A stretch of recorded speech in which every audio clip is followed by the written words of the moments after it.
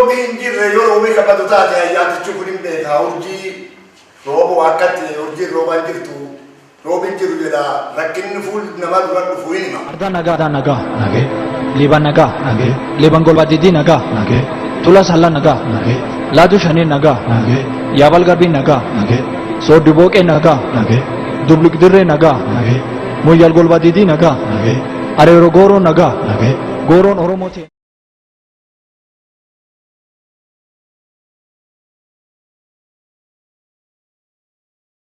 bultiganna saddeti di olit abang gadabi yakutum dandam. We are the source of all this democracy.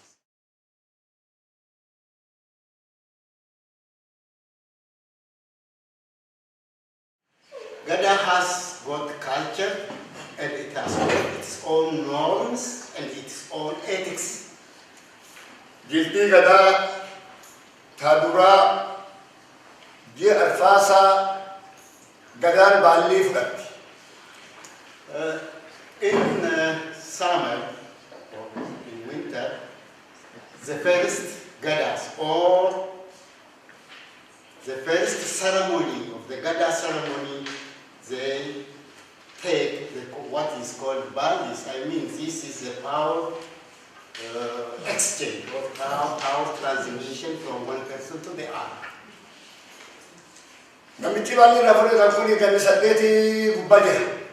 This man who has taken this transition or who has taken this power can rule for 8 consecutive years.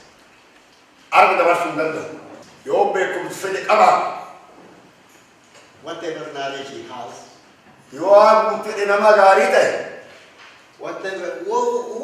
he is,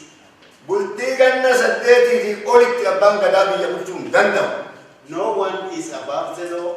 He cannot rule beyond 8 years. At the end of 8 years, he has to transfer that power or the system to the newcomers. There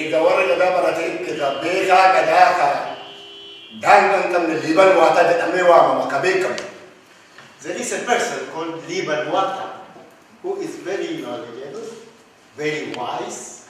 He was a person. This Liban is really a sort of a miraculous man.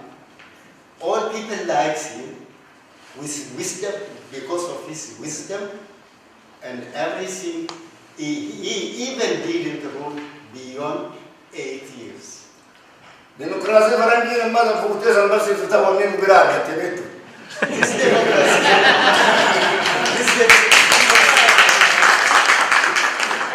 We are the source of all these democracies. To teach the foreigners even the white people, he says.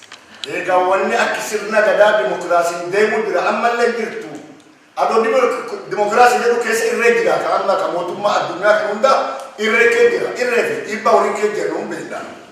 now from Gada we transfer to the universe. That means to the stars and to the moon.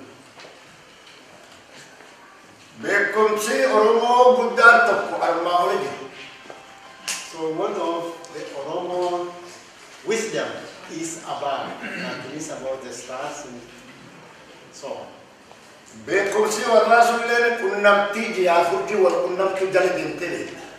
Those people, those knowledgeable people, those wise people, they know about the stars and they know about the moon. This is called it Aabbaa.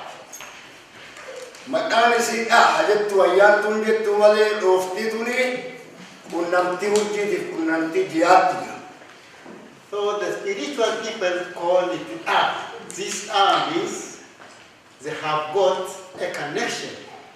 These spiritual people have the connection between the stars and themselves. So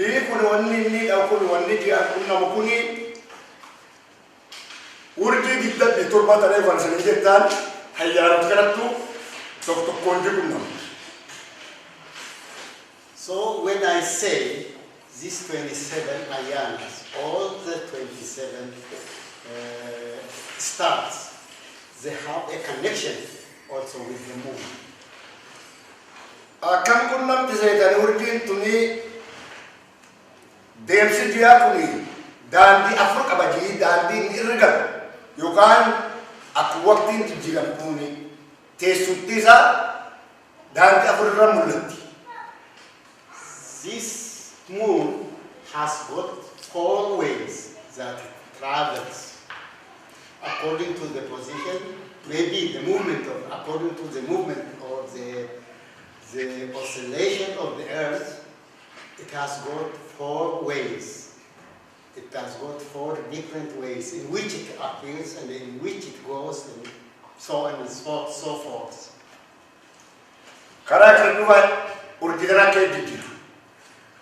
So all these ways are conducted or changing or directed by these stars.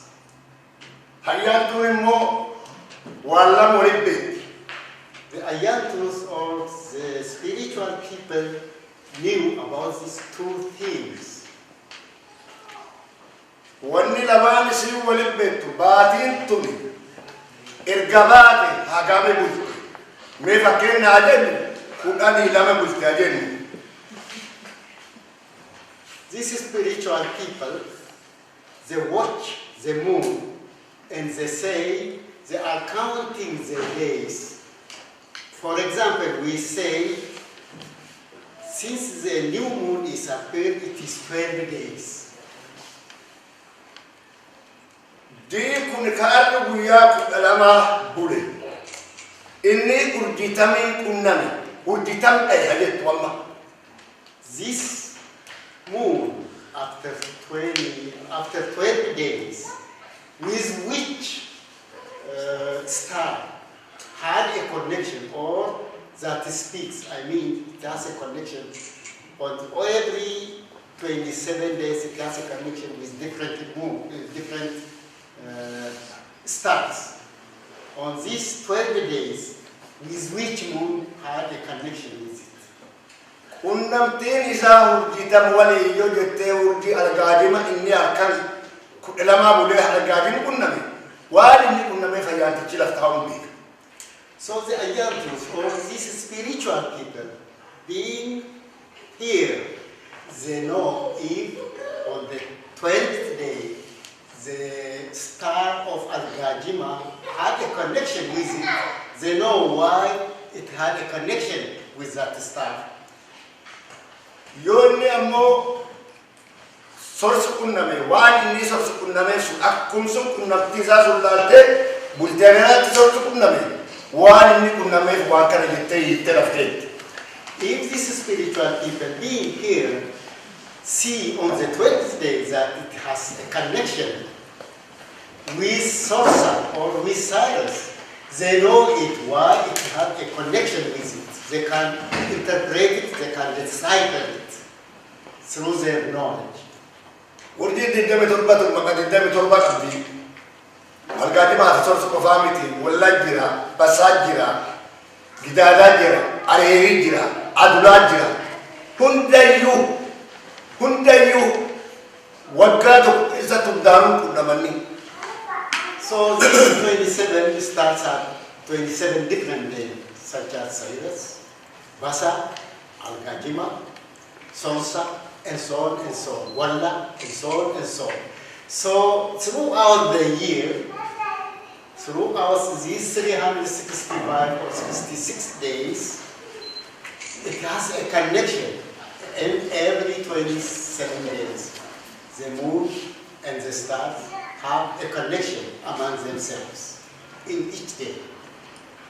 Ayyaantichi kun immoo biyyumaa nama harkaa qabu isa biyyitan itti isa waan hundi fi dubbatti caqasa halkamiyyuu rafu. These Ayantus, these spiritual people, they don't sleep during the night. They watch it, they read it. When it twinkles, they can decipher it, they can sense it, and they read it, and they pass to the people. Yoo roobii hin jirre yoo roobii qabatu taate ayyaantichi kun hin beeka urjii roobu akkatti urjii roobaan jirtu roobiin jiru jedha rakkinni fuul nama dura dhufu hin hima. So for example, if there is no rain in this season, these Ayantus or these spiritual people watching the moon and the star connection, they can say that this year there is no rain, or they can, if there is rain, they say this year has rain. They can deduct it, they can tell the people. Yoommoo roobii jiraatee fuul nama dhufuufi jiraatee nageenni jiraatellee akkuma sun himaa hin beekan. If there is a lot of rain, or if there is plenty of grain, this harvest is coming, they can read it from the connection of the moon and the star, and they can tell to the people. Yoo dhukkubii lafa dhufuu jiraatellee urjii irratti hin beekan. If certain catastrophes or certain diseases is coming or going to happen, they can deduct it, they can read it, and they can tell it to their people so that they can prepare for it. Yoo qilleensi hamaani biyya balleessu kan dhuftaatellee urjiin hin muti. If there is a sort of tornadoes or a sort of avalanche or high wind is going to happen, they can sense, they can read, they can tell their people so that they can be prepared for it. Yoo balaan tokko bu'ee waraanni banamee namni kan wal balleessu taatellee urjiin hin muti. Even they can read it from their star, if there is war, and if there is something great is going to happen, and they can tell the people. Yoo namni si beeku dhaban malee urjii bira homaan dhabamneyyuu. If we miss our wisdom people, or if we miss our spiritual people, we cannot get it. Otherwise, there is everything that you can read as a book from the start.